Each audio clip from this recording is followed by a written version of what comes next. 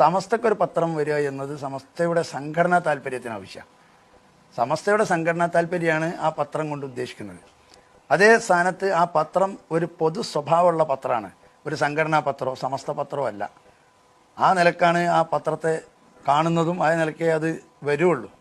അപ്പോൾ ആ പത്രം വരുന്നത് യഥാർത്ഥത്തിൽ സമസ്തയുടെ തീരുമാനങ്ങളും നയങ്ങളും സമസ്തയുടെ ആദർശങ്ങളും നിലപാടുകളുമൊക്കെ സാധാരണക്കാരിലേക്ക് എത്തിക്കാൻ മറ്റുള്ള പത്രങ്ങൾക്ക് അവരുടേതായ ചില പരിമിതികളുണ്ട്. ആ പരിമിതിക്ക് അനുസരിച്ചേ അവർക്ക് ചെയ്യാൻ കഴിയുള്ളൂ. ഓലെ ആക്ഷേപിച്ചിട്ടോ കുറ്റം പറഞ്ഞിട്ടോ കാര്യമില്ല.